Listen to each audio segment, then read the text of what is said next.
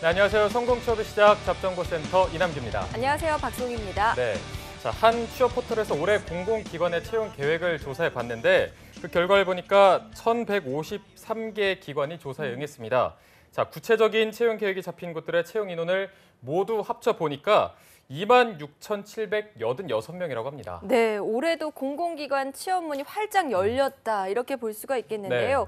아직 채용 계획을 구체화시키지 못한 곳들까지 다 합치면 더 늘어날 전망입니다. 네, 자, 특히나 1분기에 채용을 계획하는 곳이 가장 많다고 합니다. 올해 상반기가 정말 취준생 여러분들한테는 놓쳐서는 안 되는 기회가 될 것 같습니다. 네, 맞습니다. 또 공공기관 블라인드 채용이 더 확대될 예정이고요. 또 최근 이슈가 됐던 부정 합격에 대해서도 그 취준생들의 걱정을 덜어줄 만한 규정이 신설이 됐습니다. 네. 바로 부정 합격자 채용을 취소하는 규정이 신설이 됐습니다. 네, 맞습니다. 네. 방금 말씀하신 채용 취소는 물론이고 5년간 아예 응시를 하지 못하게 하는 규정도 생겼기 때문에 네. 자, 이제는 취준생분들이 알 수 없는 불안감을 떨어뜨려 버리고 이제는 실력으로 승부를 하실 수 있지 않을까 이런 생각이 듭니다. 네, 맞습니다. 오로지 실력 또 정확한 전략으로 승부를 거는 채용 시장에서 승리하기 위해서 저희 잡정보센터 시청은 필수겠죠. 오늘 불타는 금요일 핫한 정보 많이 준비했습니다. 지금 시작합니다.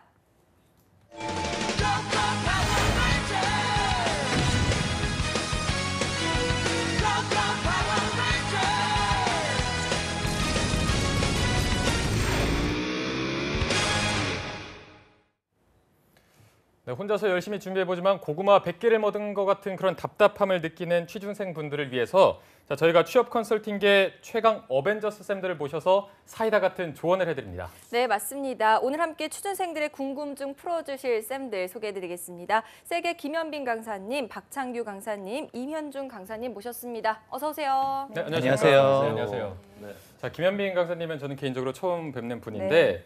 자, 금융권 채용 전문이십니다. 네네. 자, 이번에 은행권 채용 비리 사건에서 명문대생 면접 점수를 임의로 다 올려서 합격 처리를 사건이 있었잖아요. 네네. 그런데 이걸 어떻게 보면은 다른 과정에서는 정말 블라인드 채용이 잘 되고 있다 이렇게 볼 수 있지 않을까요? 글쎄, 사실은 이제 이번에 금융 분야에서는 가장 최고의 기구인 금융위원회 위원장님 최종국 위원장의 신년사에서 밝힌 바 중에 하나가 금융권의 채용 비리를 근절하겠다라는 걸 아주 강력하게 시사를 했는데요. 네네. 아주 연초부터 아주 크게 두 군데 기관이 걸렸고요. 사실은 제가 보기에는 이제 뭐 블라인드 채용이라든가 그런 거에 어떤지 기조를 타기는 했지만 아직까지는 이러한 비리 채용에 대한 것들에 대한 심각성을 잘 못 느끼고 있었던 것 같은데요. 네. 아까 이제 말씀했듯이 예전에는 그냥 취소만 되고 취준생들 이제 합격됐다가 취소만 되고 하는 상황으로 끝나버린 일이 많아서 걸린다고 해도 유야무야 넘어갔었는데 지금 이후로는 제가 보기에는 중요한 거는 좀 강력한 조치가 있어야 될 것 같고 기관도 그렇고 이제 취업 준비생의 경우도 그렇고 네. 그리고 이제 중요한 거는 이렇게 블라인드 채용을 하겠다는 거는 사실은 예전에 과거에 얽매여 지어 있는 학연을 보지 않고 현재의 노력에 의해서 계속해서 기회를 부여하겠다는 건데 이러한 기조를 사실 망가뜨리는 그런 행위이기 때문에 네. 앞으로는 좀 더 좀 강화해서 블라인드 채용이 잘 자리 잡을 수 있도록 되기를 바라는 마음입니다. 네. 네. 네, 자 우리 또 창현 쌤은 해외 취업 전문가시니까 한번 여쭤볼게요. 해외에서는 아무래도 뭐 혈연, 학연, 지연 이런 게 좀 덜한가요? 해외는 우리나라도 직무 중심 채용이잖아요. 네. 예, 근데 해외 같은 경우도 역시나 우리나라만큼 더 이상의 직무 중심 채용이기 때문에 네. 조금 상반되는 경우들이 있습니다. 두 가지 관점을 딱 보시면 됩니다. 첫 번째, 외국계 기업이나 해외 기업 같은 경우는 채용 방식이 저희가 턴키 방식이 아니라 버텀업 방식이 아니라 레퍼런스 방식이죠.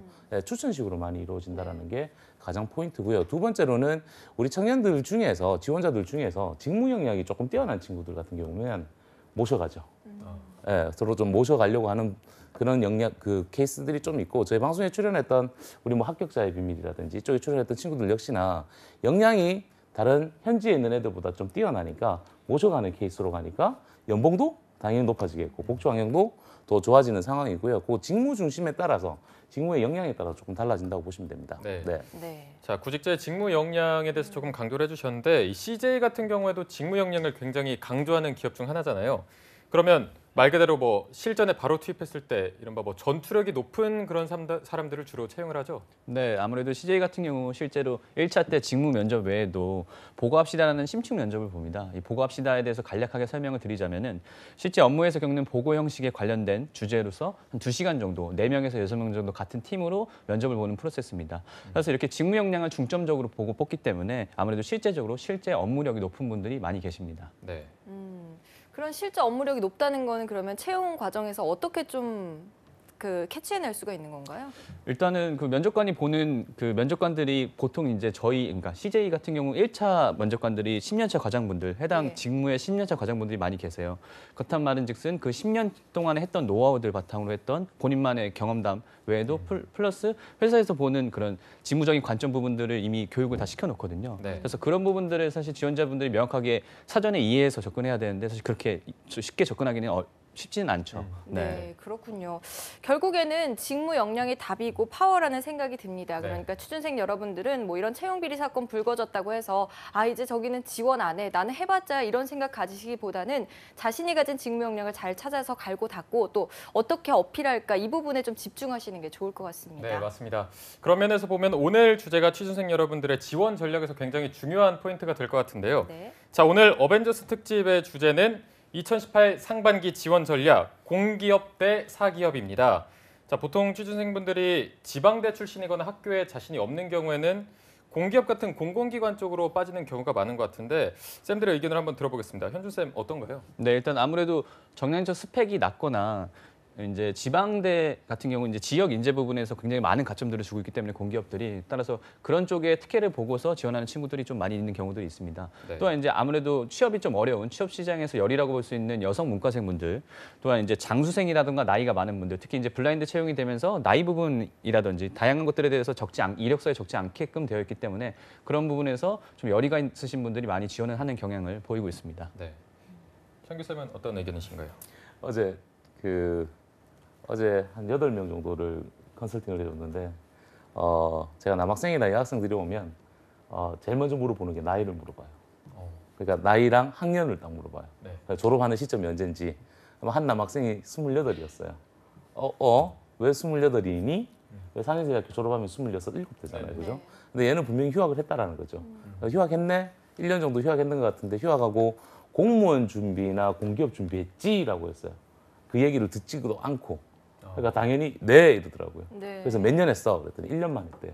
잘했다. 1년만 했으면 잘했다. 이게 왜냐하면 그저께 신문에도 이런 얘기가 나왔습니다. 지금 뭐 9.9% 청년 실업률 최대치가 높아져 있는데 우리 청년들이 이제 취업이 어렵다 보니까 공무원이나 공기업을 준비를 하는데 한 1년 정도 준비하는 건 좋아요. 좋은데 이게 3년이 돼버리고 5년이 돼버리니까 네. 그다음 이제 갈 곳이 없는 친구들이 많죠. 그래서 뭐 저는 공기업을 접근하라고 추천을 많이 해드리는데 아무래도 본인과의 어떤 본인의 커리어를 좀 통해서 상관관계를 찾아서 접근하는 게 맞지 않을까 그런 생각을 하고 있습니다. 네. 사기업을 준비하다가 안 돼서 도피성으로 공무원이나 공기업 쪽으로 빠지는 경우도 있잖아요. 이게 더 문제죠? 한 3주, 2주 전에, 네. 2주 전에 제가 참 아끼는 청년이 한 명이 있어요. 아마 박성희 아나운서 아실 겁니다. 그래요? 네, 저희 방송에 출연했던 친구인데 아, 이미 해외 취업을 한번 갔다 왔어요. 재학생인데 네. 한 1년 정도 해외에서 경험을 하면서 내가 잘할 수 있는 일이 뭔지, 좋아하는 일이 뭔지를 찾아왔어요. 찾아오고 학교를 다시 복학을 하고 4학년 2학기까지 이번에 이제 졸업입니다. 근데 지난 학기 때 하반기 공채에서 35군데를 지원했는데 광탈했어요. 예, 그래서 제가 안부차 연락을 했다가 네네. 얘가 이제 너무 충격을 받은 거예요. 네. 패닉이 돼버린 거죠. 예, 왜냐하면 뭐 자기는 요리를 하기 위해서 요리 재료가 많다라고 생각했거든요. 뭐 해외도 갔다 오고 글로벌 역량도 있고 어학 능력도 뛰어나고 심지어 뭐 관련 자격증도 다 따놓고 네네. 그리고 나서 취업 컨설팅도 받고 많은 돈을 들여서 취업 컨설팅도 받고 그래서 나는 하반기 안 떨어지겠다라는 생각이 있었는데 35군데 광탈을 했어요. 그래서 제가 그저께 화요일 날 당장 발려오라고 그랬어요. 35군데 작성했던 자소서 다 가지고 와 그랬어요. 근데 제가 봐도 떨어질 수밖에 없는 상황이 되어버렸어요. 네네. 그래서 다시 돌려보내고 커리어 분석부터 역량 진단까지 한번 해보자. 개인의 어떠한 수합 분석을 한번 해보자. 그리고 어렸을 때부터 지금까지 과거에 했던 경험들을 쭉 나열을 해보자. 그리고 네가 지원했던 자소서를 다시 가지고 와봐라. 그리고 나서 20분 만에 얘 방향성을 설계해 버렸습니다. 얘가 가령 예를 들어서 뭐 이수화학을 지원을 했어요. 근데 얘가 과거에 했던 커리어 분석을 하면 이수화학이랑 연결고리를 탈 수 있는 게 아무것도 없습니다. 예, 그러니까 직무는 해외 영업 쪽이었는데 해외 영업은 본인의 역량, 즉 성격에서 나오는 것들이라든지 과거에 했던 거랑 연결고리를 탈 수는 있지만 산업 직종을 선택하는 데 있어서 이게 마치 매칭이 안 되는 거예요. 그러니 당연히 떨어질 수밖에 없다라는 거죠. 예, 그래서 제가 이 친구를 다르게 설계를 하고 좀 다른 방향성을 조금 찾아줬는데 아마 좀 성공시키고 나서 제가 저희 방송에서 다시 한 번 더 사례로 한번 안내를 해드리도록 하겠습니다. 그래서 되도록이면 공기업을 접근하든 사기업을 접근하든 우리 김현민 쌤처럼 말씀하신 것처럼 자기랑 연관관계를 좀 찾아서 접근하는 게 맞지 않냐라는 거죠. 예. 네, 알겠습니다. 또 공기업, 사기업 양쪽 다 지원하는 경우에 저희 왜 떨어졌나 시즌3 출연했던 친구들도 보면 뭐 메이저 공기업, 마이너 공기업 나눠서 뭐 그냥 네임밸류 따라가기도 하고 일정 따라가기도 하는데 이런 식의 지원도 정말 문제일 것 같아요. 그렇죠? 네, 아무래도 이제 결과적으로 본인의 취업관이나 직업관이 명확하지 않은 친구들이 이렇게 규모라든지 네임밸류에 따라서 지원하는 경우들이 많고 그런 부분에서 좀 성과보다는 실패의 사례들이 많이 되고 있기 때문에 좀 안타까운 케이스들이 많죠.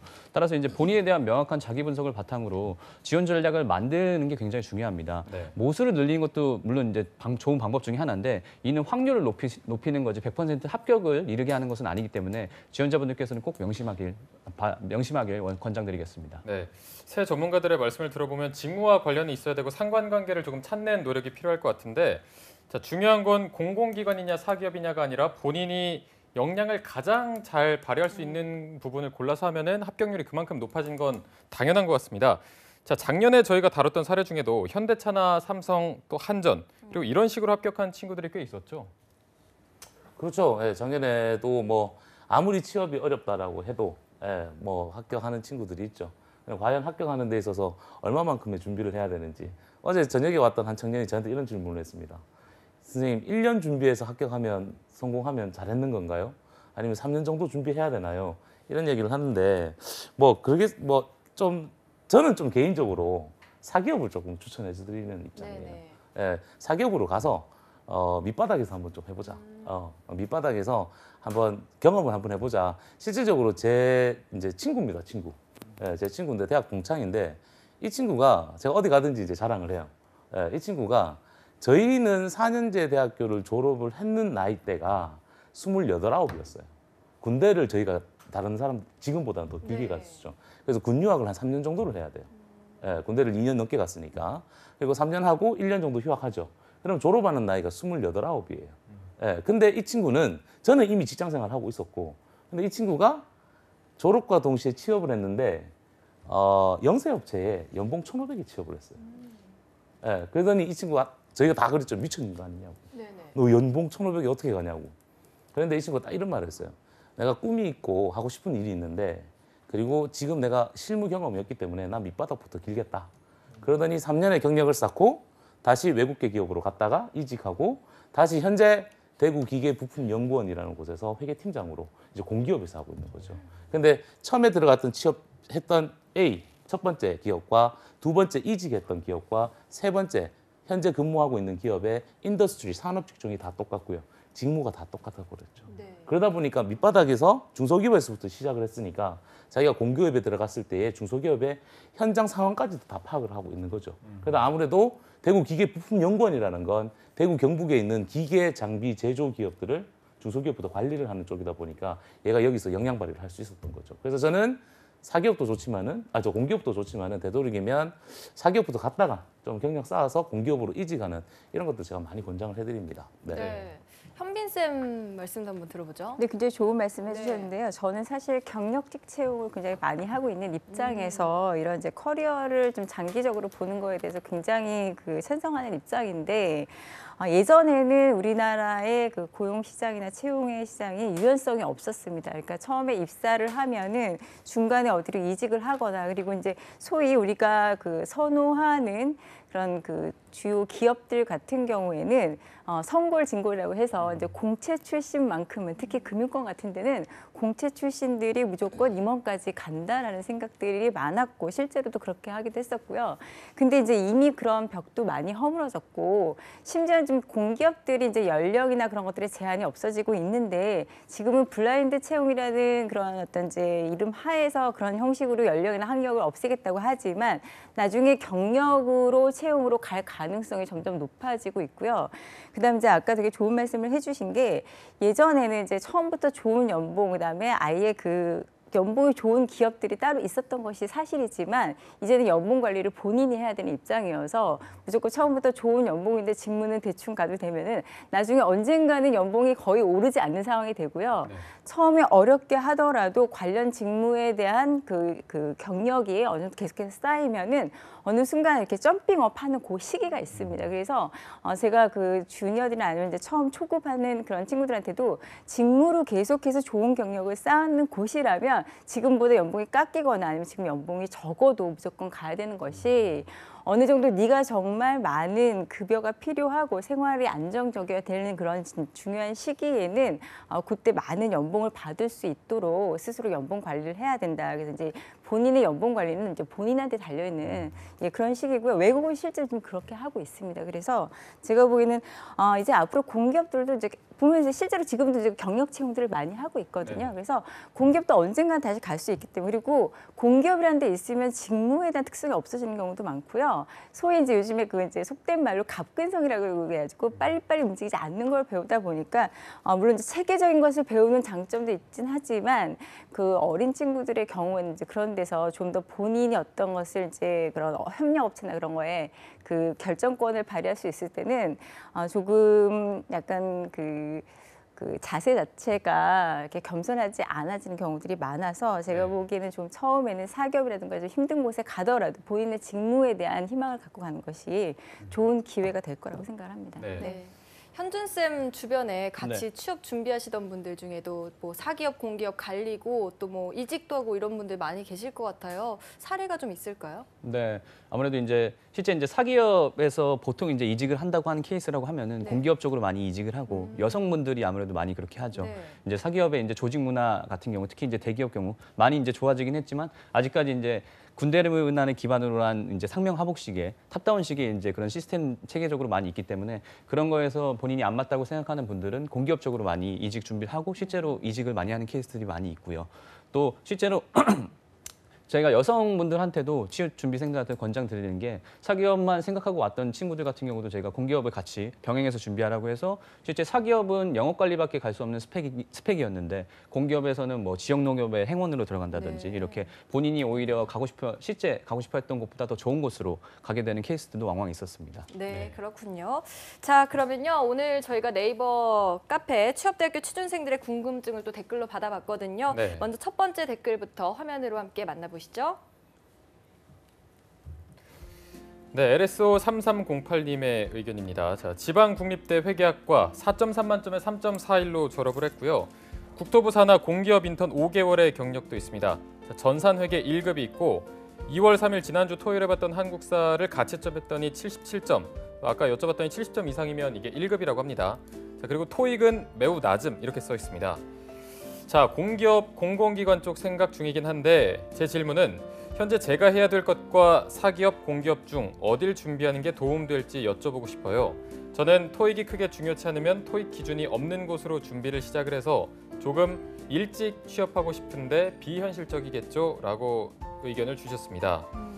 자, LSO 3308님, 토익이 매우 낮음 이렇게 써 있었는데 네. 이것 때문에 공기업을 생각하는 거이지 않을까 이렇게 생각이 드는데 현준 쌤 어떻게 보시나요? 네, 일단 토익이 매우 낮은 거 외에도 아무래도 공기업에 인턴을 하셨고 이제 전산회계 자격증이라든지 본인 특히 이제 지방국립대이시기 때문에 공기업에 지원했을 경우 굉장히 가점적으로 받을 수 있는 요소들이 많이 있습니다. 그래서 그런 부분에 기반해서 공기업을 일단은 추천해드리고 싶은데 하지만 이제 사기업도 역시 본인이 지원할 수 있는데 본인이 대기업 같은 경우를 상향 지원하지 않고 만약에 이제 전공을 살려서 한다고 하면은 회계 전공을 살려서 회계 직무를 가고 싶어 하실 거고 그렇다고 하면은 중견기업이라든지 중소기업에 회계팀을 지원해야 되는데 다만 영어적 점수 보완은 사실 좀 좀 필요하다고 봅니다. 이게 공기업뿐만 아니라 사기업들도 사기업 기준이라고 하면은 스피킹 점수를 필수적으로 요구하는 곳들이 많이 있고 공기업들도 블라인드가 걸려 있는 곳들은 어학 점수를 안 보는 곳들이 있긴 하지만 최소 750점이라든지 850점의 기준점을 보고 있는 곳들이 있기 때문에 그런 부분에서 영어 점수는 좀 이게 높이시는 거를 좀 추천을 해드리겠습니다. 네. 네, 영어 점수를 좀 높이시는 거를 진단을 해주셨고요. 또 지방국립대 회계학과의 학점이 4.3 만점에 3.41점입니다. 창규 쌤께서 회계학과 출신이시잖아요. 뭐 학점에 중요한가요, 이 전공에서는? 안녕. 네. 제가 회계학 전공자들한테 항상 선배처럼. 예. 네. 자, 인문상경 계열 전공자들이 학점이 이공 계열 전공자들은 학점이 중요하겠죠. 네. 예, 인문상경 계열 친구들은 뭐 학점보다는 아무래도 대외 활동이나 다양한 경험들이 아마 직무 중심으로 접근을 할 때 아마 좋으실 겁니다. 하지만 인문상경 계열 중에서도 회계학 전공자들은 이공 계열하고 비슷해요. 학교에서 교과 과목의 성취도가 높아야지만 본인들이 실제 실 업무에 접근을 하실 수 있다라고 보시면 되고요. 회계학과 전공에서 3.41이면 조금 낮은 케이스고요. 아마 이 친구 같은 경우는 뭐 회계사라든지 세무사 준비를 학창 시절 때 안 한 것 같아요. 예, 회계 2학년 정도, 3학년 정도 되면 세무사나 회계사 준비를 먼저 하거든요. 이 공부하는 방식이 있습니다. 회계학과 전공자들 회계사 준비하다가 세무사, 그다음 감정평가사, 예, 그다음에 7급 세무공무원, 9급 세무공무원, 그다음 금융권 이런 식으로 돌아가거든요. 근데 회계사 준비를 했는 친구들은 학점이 거의 3.8에서 4점대가 유지가 될 겁니다. 그래서 회계사 준비를 안 하신 것 같고요. 제가 4가지 포인트에 대해서 알려드리겠습니다. 첫 번째 해야 할 일. 전산회계 1급은요, 미안한 얘기지만 지금 고등학생들도 자격증을 취득하는 입장이라서 되도록이면 전산 세무회계 1급을 접근을 하셔야 되고요. 네. 그리고 IFRS라든지 국제회계기준법에 대해서도 알고 계셔야 되고요. 원가 운영관리사라든지 이런 것도 여러분들 준비를 하시면 좋고요. 또 하나 중요한 포인트입니다. 제가 늘 말씀드리죠. 커말이나 워드 프로세스 하려고 하지 말고 ERP 관리사, 이런 것들을 준비를 하시면 될 것 같고요. 사기업과 공기업에 대해서 두 번째입니다. 사기업을 할 건지 공기업을 할 건지. 제가 방금 앞서 말씀드린 것처럼 되도록이면 회계쟁이들은 제조 산업부터 시작해서 생산 원가 관리, 생산 공정에서 로또 관리가 어떻게 흘러가는지, 구매 자재 부서에서의 어떤 원가 관리가 어떻게 흘러가는지를 먼저 파악을 하시는 게 본인의 몸값을 올리는 포인트라서 되도록이면 사기업에서 제조 쪽으로 빠지시라고 제가 권유를 많이 해드리는 편이고요. 토익요, 남들 다 하는데 해야 되지 않을까요? 예, 아무래도 이제 적정 커트라인이 있으니까 토익도 하시는데 토익도 공부하는 방법 있죠, 그죠? 저희 방송에서 늘 말씀을 드렸습니다. 방송 참조하시면 될 것 같고요. 자, 공기업을 접근하실 때는 회계 전공하신 분들은 잘 알고 계셔야 됩니다. 재무회계 안 합니다. 세무회계 안 합니다. 뭐죠? 비영리 회계와 예산 회계 안에서 움직여주고요. CSR, Corporate Society Responsibility, 사회적 책임 회계도 여러분들이 알고 계셔야 됩니다. 이런 포인트로 여러분들 접근하시면 뭐 공기업이든 사기업이든 어디든지 성공하실 수 있는 길이 만들어질 겁니다. 네, 회계학 전공하신 분들은 아주 귀 열고 잘 들으셨어야 될 것 같은데요. 네. 자, 보니까 공기업 인턴 5개월이 있어요. 네. 이걸 어떻게 살려볼 방법은 없을까요? 어떻게 진단하세요? 공기업 5개월 인턴인 경우에는 그 해당 기관에서 인턴을 수료한 자에 의해서 그 가점을 주는 경우가 있고요. 네. 또 다른 기관에서도 공공기관 인턴을 경험한 자에 대해서 가점을 주는 경우가 있습니다. 그리고 이 친구같이 회계학 전공자들 공공기관 준비한다고 하는데 사실 공공기관의 전반적인 채용 분야를 살펴보면은요, 의외로 회계 자체를 뽑기보다는 회계에서 일반 사무직으로 해서 경영이나 회계 두루두루 해서 어떤 아까 말씀드린 것처럼 회계의 전통적인 업무를 진행하는 거에 있어서는 사실 공기업이 아주 이렇게 적합한 상황은 아닙니다. 이렇게 전문성을 띠기는 어렵고요. 그리고 오히려 회계 쪽을 원하는 경우 이제 보통 공기업들이 요즘에 전문 금융 관련 자격증은 거의 다 이제 자꾸 철폐하는 경우고 특별한 경우에만 이제 요구를 하는데 오히려 회계 관련들은 의외로 CPA나 AICPA를 요구해서 일반 회계가 아닌 어떤 평가라든지 그런 어떤 커다란 프로젝트에 투입이 되는 경우가 많습니다. 그래서 제가 보기에는 그렇게 회계를 살리기는 어려운 것 같고요. 오히려 제가 보기엔 이제 일반 사무 쪽이냐, 제가 보기 이 친구가 회계 자체의 학점을 보니까 네. 아주 관심이 있거나 즐거워하고 좋아하는 케이스가 아니고 약간 외부로 하는 업무는 좀 피하고 싶고 내부에서 하는 좀 이렇게 뭐 총무라든가 해서 후선 업무에 관심이 있는 그런 친구인 것 같아요. 근데 네. 그러면 더더욱 영어를 해야 되는 상황이라고 보여집니다. 네. 네. 자, LSO 3308님의 경우 어학 관리에 대해서 간단 명료하게 OX로 한번 알아볼 텐데요. 자, 지금 팻말을 들어주시고 어학을 포기하라면 O를 들어주시고 어학을 포기하지 말라면 X를 들어주시면 됩니다. 자, 하나, 둘, 셋. 아, 예. 네. 세 분 다 X를 올 들어주셨네요. X입니다. 네. 네. 뭐 말씀해 주셨듯이 현준 쌤이랑 현빈 쌤 두 분 다 어학을 높여야 될 것 네. 같다고 진단을 해주셨어요. 뭐 더 첨언하실 분 계신가요 혹시? 이 부분은 네. 제가 방송에서도 그렇고 아무래도 제가 실제 현장에서 보면은 이 영어 점수 관련해서 굉장히 질문을 많이 받더라고요. 그래서 네. 제가 예전에도 한번 그 공기업 블라인드 관련해서도 한번 얘기를 드렸는데 이번 시간을 통해서 제가 말끔하게 정리를 해드려서 앞으로 오시는 분들은 이 방송을 계속 재방송을 시켜드리려고요. 네. 그래서 이번에 좀 정리를 해드리도록 하겠습니다. 일단 사기업 같은 경우는 영어 스피킹 점수를 필수적으로 요구하는 곳들이 있어요. 예를 들어서 삼성전자 같은 경우는 공대분들부터 하면은 IL부터 시작해서 일반 영업직들은 IM2 그리고 뭐 마케팅이라든지 글로벌 전형까지 하면 IH까지 요구하는 부분들이 있기 때문에 사기업분들은 명확하게 영어 스피킹을 기반으로 해서 영어 점수를 확보하시는 게 되게 중요하고요. 공기업 같은 경우는 일단은 4가지 정도로 나눠볼 수 있을 것 같아요. 첫 번째가 어학 점수도 아예 블라인드 시키는 어학 점수도 아예 안 보는 곳들. 두 번째 같은 경우는 750점 이상이면 만점을 받는 곳들. 세 번째 같은 경우는 850점 이상이면 만점을 받는 곳들. 네 번째 같은 경우는 코트라처럼 토익 점수가 높으면 높을수록 가점을 주는 곳들. 따라서 여러분들이 가고 싶어하는 곳이 어떤 곳인지에 따라서 영어 점수를 기반으로 만들어야 될 것이 다르기 때문에 그런 부분을 먼저 타겟팅 해놓고 본인의 영어 점수의 스펙을 보완하시기를 권장을 드리겠습니다. 네. 네. 자, LSO 3308님 어학은 절대 포기하지 않는 걸로 네. 저희가 정리해 드리도록 하겠습니다. 자, 이어서 다음 댓글을 만나볼 텐데요. 저희 프로그램 애청자 분입니다. 맞습니다. 자, 저번에 돈키호테님 의견 화면으로 네. 함께 보시겠습니다. 세 번째 와주셨네요. 반갑습니다. 자, 2년제 전기전자과 조례자로 사기업을 노립니다. 자, 1번 질문. 올해 반도체 시장은 계속해서 성장할 것 같은데 그로 인한 다른 업계에서도 큰 변화가 있을까요? 2번. 올해 CES 2018에 자동차가 각광을 받았는데 자동차 업계 시장 행보가 궁금합니다. 3번. 예산을 수십조 쓰고도 청년 실업률이 최고조로 갱신하고 있는데 또 공기업에만 채용이 열릴까요? 4번. 이제 수백만 베이비붐 세대들이 은퇴를 하는 시점인데 그래도 취업 시장은 나아질까요? 마지막 5번 질문입니다. 20기의 초대졸 채용 모집 중 자격증 우대사항이 있고 없고의 차이는 많이 큰 거죠? 라고 5개 질문 남겨주셨습니다. 역시 네. 애청자답게 질문이 계신데요. 5개씩이나. 첫 번째 질문부터 짚어보겠습니다. 네. 자, 올해 반도체 시장 계속해서 성장을 할 것 같은데 그로 인한 다른 업계에도 큰 변화가 있을까요? 라고 남겨주셨는데요. 먼저 창규 쌤께 한번 여쭤볼게요. 네. 그 2번 질문하고 같이 좀 답변을 좀 드릴게요. 네. 제가 S그룹사에 얼마 전에 그 S그룹이 이제 한국에 있습니다. 한국에 있고 미국하고 이제 중국하고 이렇게 있는데 S그룹사에 그 미국 법인에서 우리 한국인 채용이 있었어요. 네. 미국 현지 법인은 직원 수가 한 260명 정도 되고요.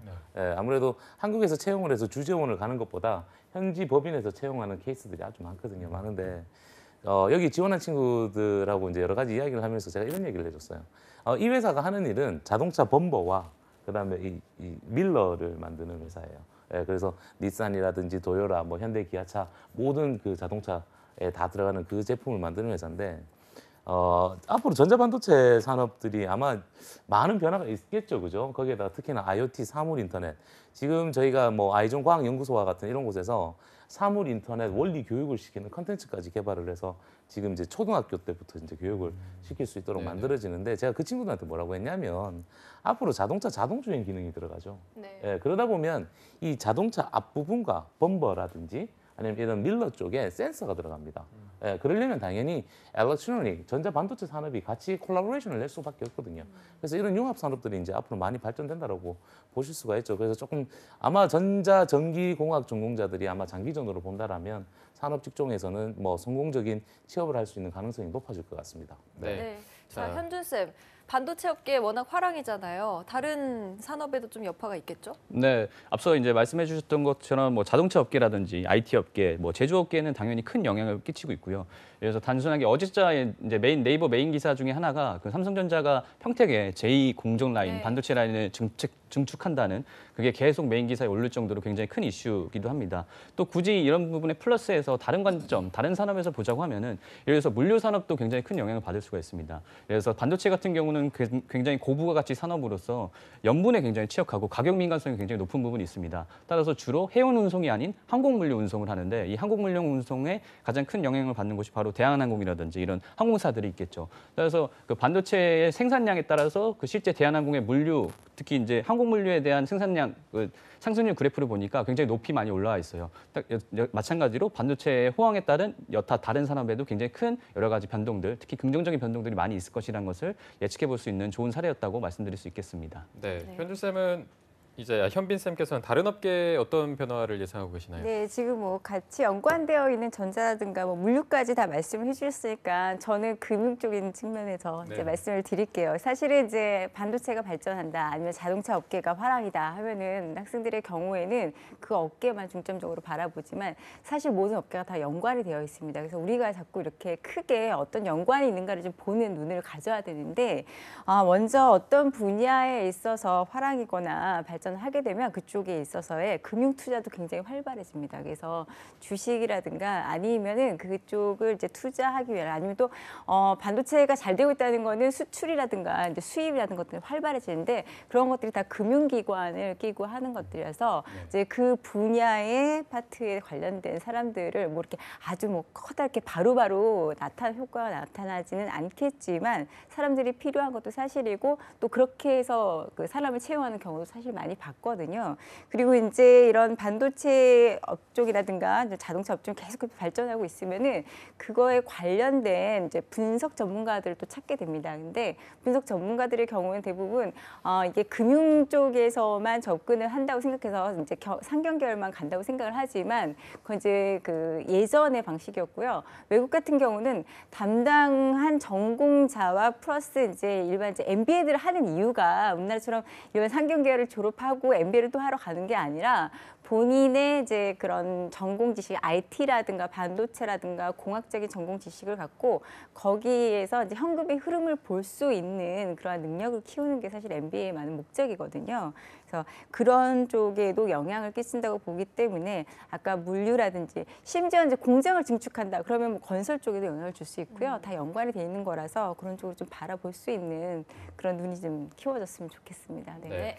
다른 업계의 변화를 살펴보다 보니까 뭐 반도체, 물류, 자동차까지 이제 전망을 해보면서 두 번째 네. 질문에도 어느 정도 답이 됐을 것 같습니다. 네. 자, 바로 세 번째 질문으로 넘어가 볼 텐데, 저 이게 당연히 오타인 줄 알고 수십조라고 읽었던 것 같은데 예산을 3수십조 이렇게 썼습니다. 오타인지도 궁금하고, 자, 어쨌든 이렇게 수십조를 쓰고도 청년 실업률이 최고조로 갱신을 하고 있는데 이게 공기업에만 채용이 열릴까요? 올해 채용 시장을 어떻게 보는지 묻고 있는데 각자 전문 분야에 대해서 먼저 현준 쌤부터 전망을 해주시죠.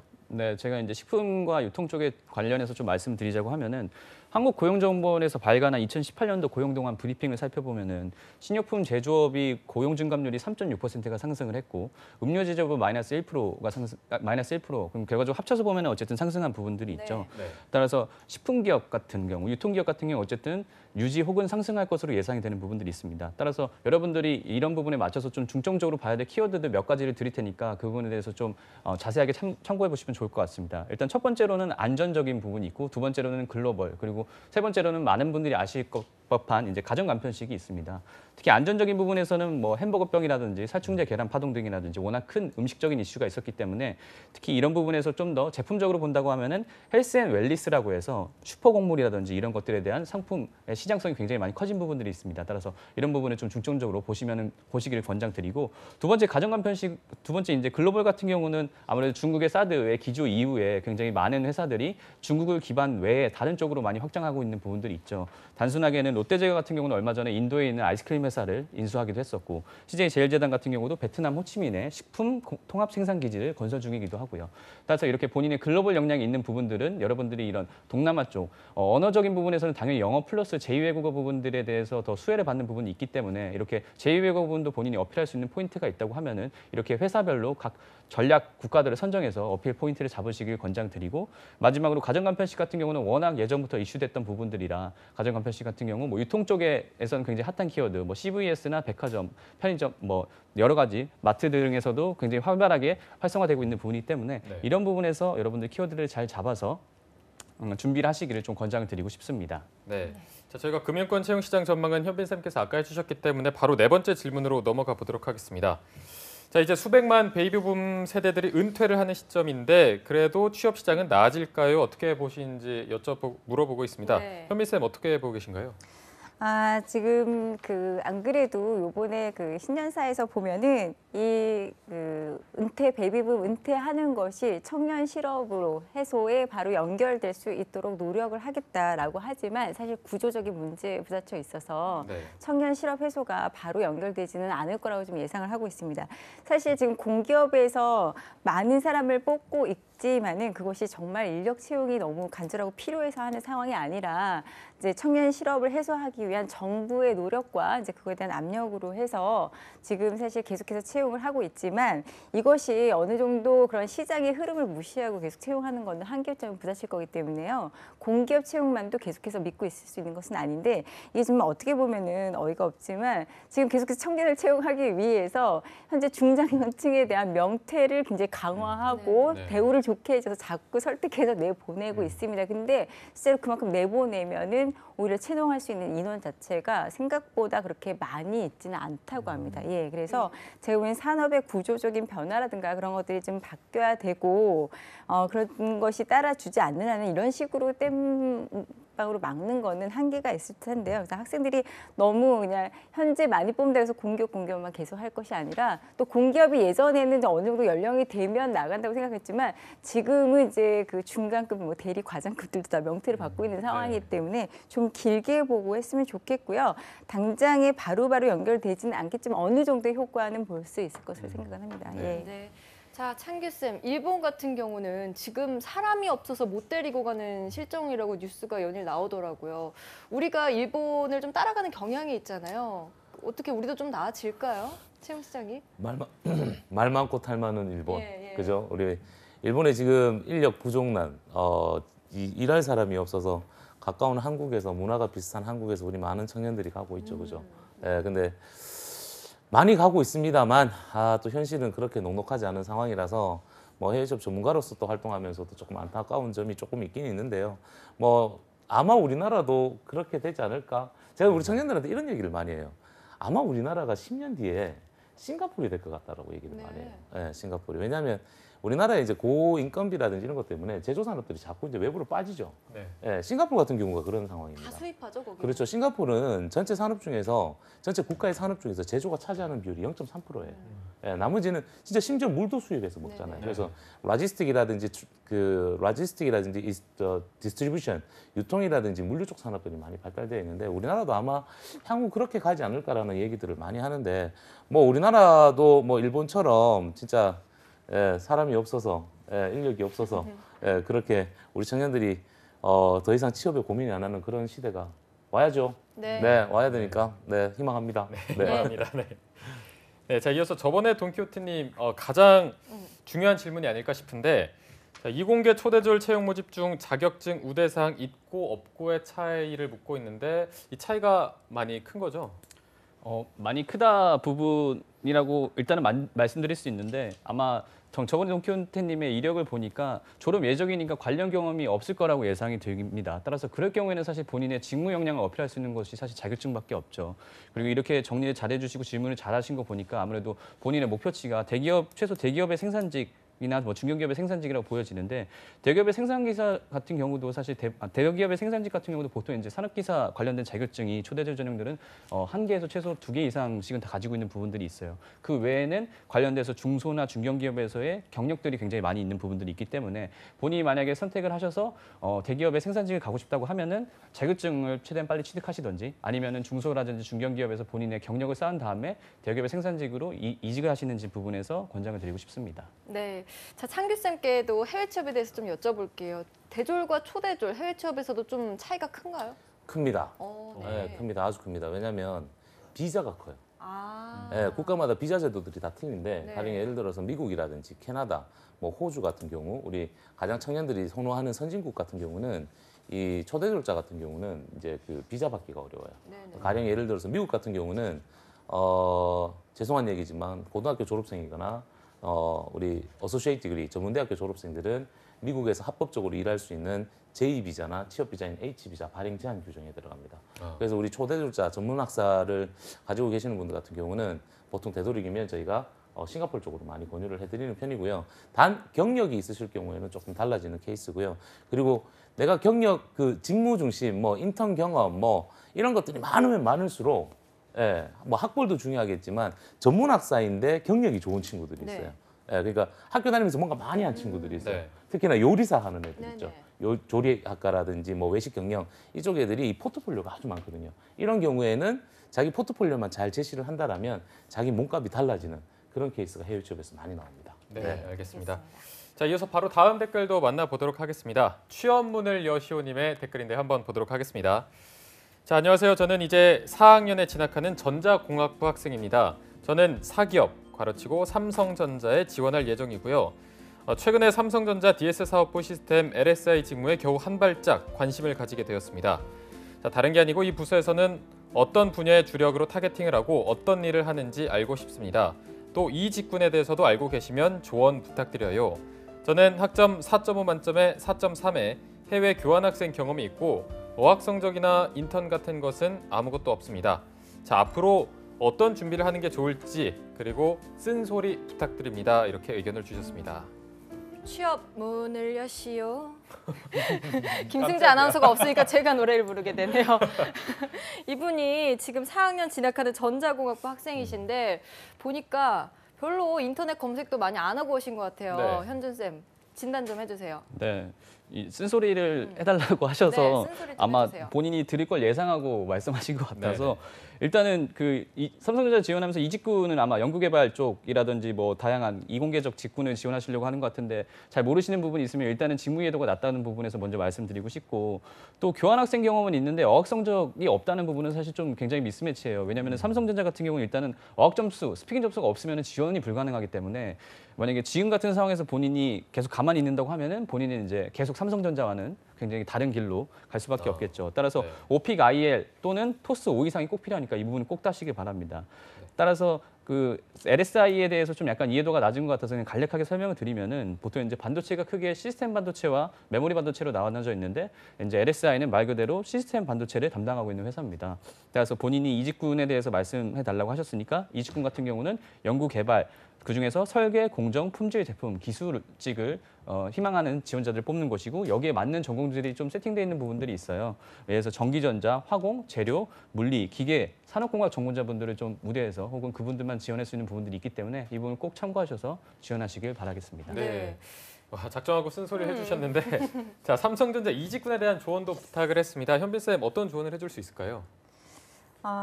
제가 보니까 특히 자연계 공대 출신들이 제가 사실은 이건 삼성전자 이 업무 자체에 대해서는 잘 모르지만 항상 느꼈던 게 연구 개발직에 대한 다소 환상들이 좀 있는 것 네. 같아요. 근데 연구 개발직의 경우에는 학사 출신들이 할 수 있는 것들이 사실 많이 없습니다.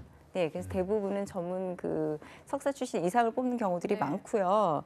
그리고 가서 한다고 해도 지금 본인이 원하는 정말 연구 개발에 집중할 수 있는 거는 아니고 밑에서 거의 그냥 일반적인 그 업무 아주 기본적인 무슨 정말 복사를 해온다거나 하는 업무만 하다가 끝날 가능성이 많기 때문에 네. 제가 보기에는 오히려 초기에는 좀 생산직이라든가 현장하고 부딪힐 수 있는 데 가서 경험을 많이 하는 걸 좀 권유를 해드리고 싶고요. 네. 네. 연구개발 쪽이면 대부분들의 석사 출신들이라든가 박사 출신 학위 소유한 그 소지자들을 좀 찾고 있기 때문에 제가 보기에는 그런 거에 대해서 좀 더 알아보고 지원을 하는 게 맞지 않을까 싶습니다. 네. 네. 이분 보니까 학점은 굉장히 좋아요. 4.5 만점에 4.3점이거든요. 네. 그런데 안타까운 게 이제 어학 성적이랑 인턴 경험이 아무것도 없다는 건데 어떤 조언이 좀 필요할까요? 갑시다 해외로. 아, 갑시다 해외로.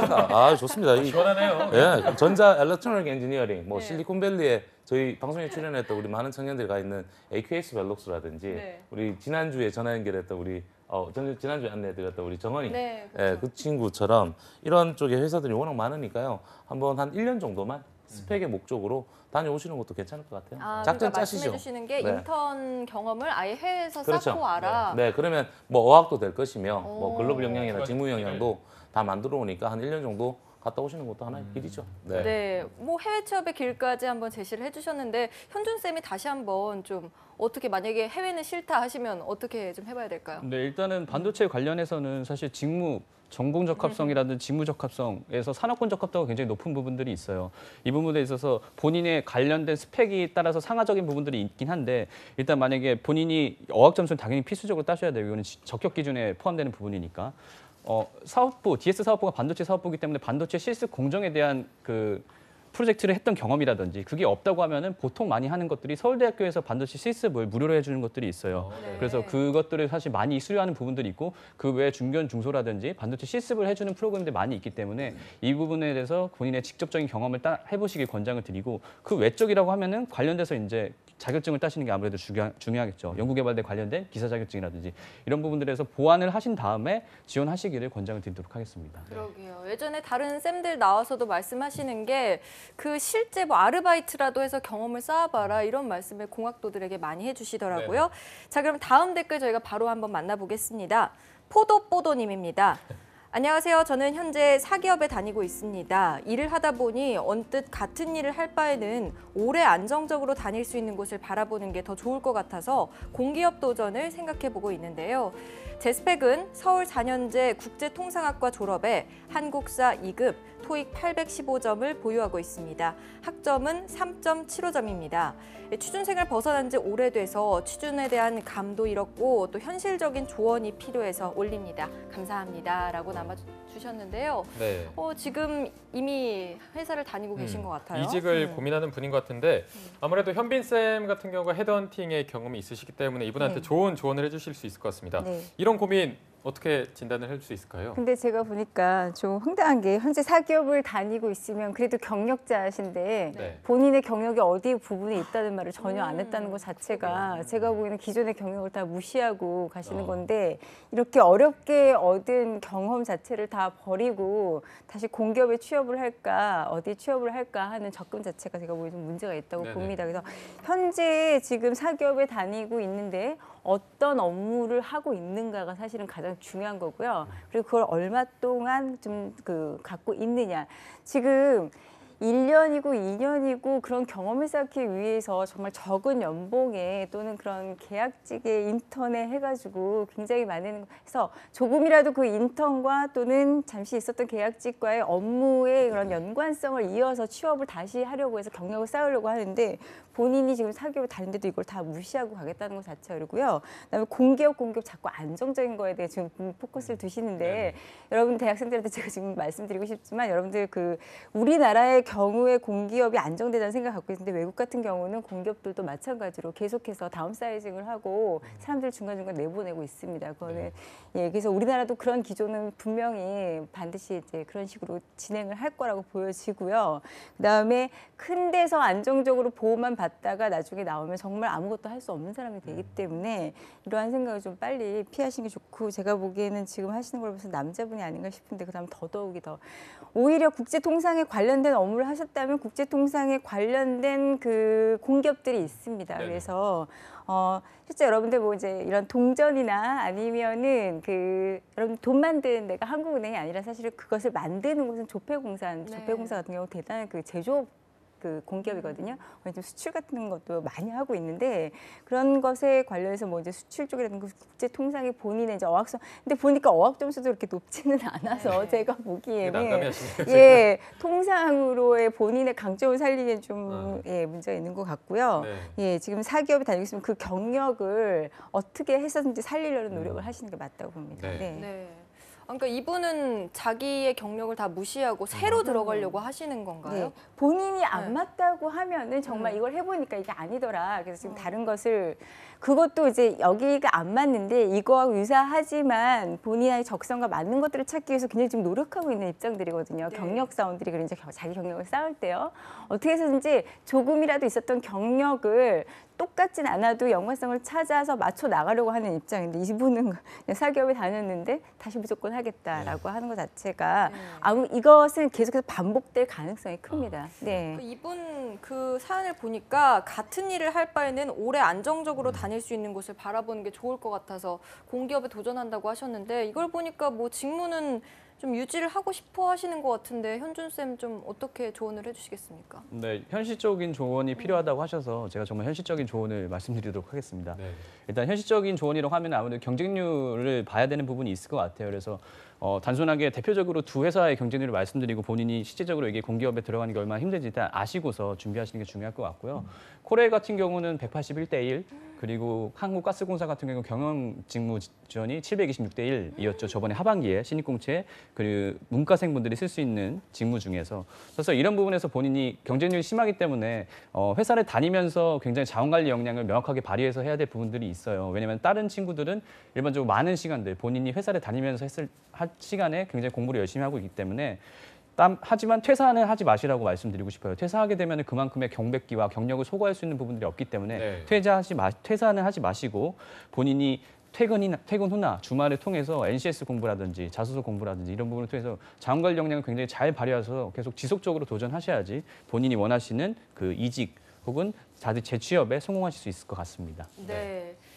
자, 회사는 그만두지 마시고 NCS 준비하시길 바라겠고요. 네. 자, 창균 쌤, 뭐 이런 거 있나요? 사기업 다니다가 나는 해외로 가겠다 이런 사례들도 많이 있어요? 제일 많아요. 아, 제일 많아요. 제일 많아요. 네. 원래 해외 취업은 지금은 우리 이제 대학생들이나 이런 청년들이 많이 갔는데 제가 뭐 오래됐죠. 이 일을 한 지가 올해 16년째 지금 네. 일을 하고 있는데 원래 해외 취업을 가장 선호하는 친구들은 그러니까 한 60% 정도가 직장인들이에요.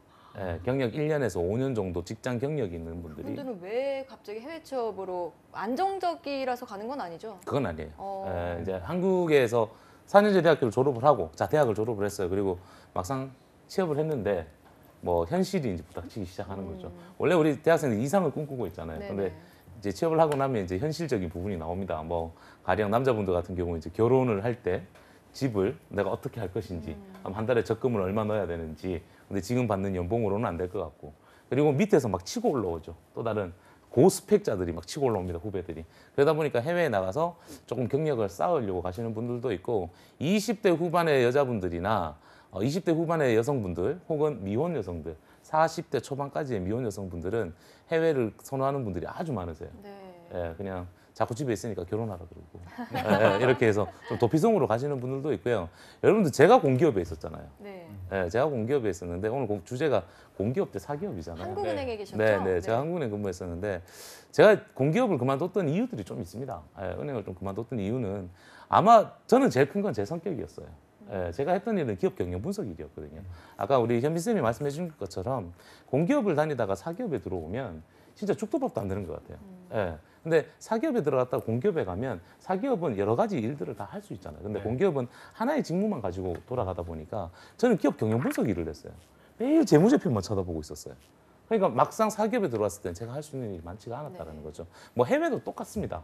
해외도 되도록이면 가실 때도 공기업을 선호하시는 분들이 있으세요. 조금 안정적으로. 근데 죄송합니다만 해외에 있는 그런 non-profit organization에 관련된 공기업들은 우리처럼 외국인들을 선호하지는 않습니다. 그래서 그런 부분들도 여러분들 알고 조금 접근을 하시는 게 좋을 것 같습니다. 네. 네. 자, 저희가 아까도 지원 전략에서 중요한 건 공기업이느냐, 뭐 사기업이냐 이게 중요한 게 아니라 자신에게 어떤 직무를 찾느냐 이거를 찾아가는 게 가장 중요하다 이런 얘기를 했었는데, 자 공기업과 사기업을 모두 지원하는 경우에 지원 전략을 잡을 때 가이드를 줄 수 있다면 어떤 걸 줄 수 있을까요? 현준 쌤부터 말씀해 주시죠. 네, 일단은 지원 전략에 대해서 명확하게 하시는 게 굉장히 중요합니다. 특히 공기업과 사기업 같은 경우 아무래도 이제 상반기 채용에서 같이 뜨게 되는 경우들이 많이 있을 텐데 이럴 경우에서 지원생분들이 어떤 쪽에 본인의 효율적으로 쓸 수 있을지에 대해서 고민이 많으실 것 같아요. 하지만 명확하게 보자고 하면은 공기업과 사기업의 전형 체계는 약간 분리되어 있는 부분들이 있습니다. 사기업이 보통적으로 우리가 아는 상반기 공채가 3월, 4월, 9월, 10월 이렇게 딱 정해져 있다고 하면은 공기업들은 분기 형식으로 이어지기 때문에 어떻게 보면 3, 4월에 피해서 다른 식의 공기업들도 많이 있는 부분이 있고 중간중간에 사기업이 서류가 덜 뜰 때 공기업의 서류가 올라오는 그 부분들이 있기 때문에 그런 부분에서 일정을 본인이 체크리스트를 잘 만들어서 본인이 가고자 하는 방향성과 본인이 가고자 하는 직무 부분을 명확하게 세팅한 다음에 그 일정 부분에서 본인이 최대한의 효율성을 낼 수 있는 방법을 강구하시기를 권장드리고 싶습니다. 네. 자, 현빈 쌤도 한번. 네, 저는 방향성을 계속 얘기했으니까요. 그 블라인드 채용에 대한 얘기 네. 말씀을 네네. 드릴게요. 그 학생들이 블라인드 채용 자체를 학점도 나쁘고 뭐도 나쁘고 하니까 다 안 본다고 하니까 지원할 수 있는 거라고 생각하지만 네. 블라인드 채용의 정확한 내용은 직무 능력 중심 채용입니다. 그래서 1차 면접 자체가 직무를 심층 면접하게 돼 있습니다. 그러니까 네. 직무를 모르면 접근을 할 수가 없고 제가 보기에는 남들이 준비하니까 다 여기저기를 준비하다 보면은 직무에 대한 답변이나 면접을 응대할 수가 없기 때문에 여러분들 직무에 대한 목표를 정확히 잡으시는 게 가장 중요하고 블라인드 채용의 취지를 좀 정확하게 이해하셨으면 좋겠습니다. 그러게요. 자신이 뭐 스펙이 안 좋아서 어학이 없어서 도피성으로 가면 안 되겠죠. 그렇죠? 그럼요. 해외도 그렇고요. 뭐 블라인드 채용도 그렇고요. 블라인드 채용 좋습니다. 뭐 사진도 부착 안 하고 네. 다 좋은데 현실적으로 말씀드릴게요. 본인이 사장이고 본인이 인사 담당자라 스펙 보겠습니까? 안 보겠습니까? 보겠죠. 그럼요. 봅니다. 예, 여러분 현실적으로 잘 생각하셔야 됩니다. 아니 청년들이 저한테 그런 질문도 많이 하거든요. 근데 현실적으로 여러분들 잘 생각을 하셔야 되고요. 뭐 학점 2.9에 2.8에 응용광물리학 전공했는 친구가 LG 이노텍에 합격을 했습니다. 네. 예, 얼마 전에 합격을 했었는데 QA, QC, QM 직무로 이제 품질 쪽으로 합격을 했었는데 그 친구 자소서를 제가 좀 봐줬었거든요. 근데 진짜 쓸 말이 없었어요. 근데 쭉 찾다 보니까 이 친구가 한국물리학회에서 그 적분구 오차율 범위 했는 그 교수님하고 프로젝트가 있더라고요. 네. 그럼 적분구라는 건 빛의 발사력에 따라서 오차율 범위 체크하는 거거든요.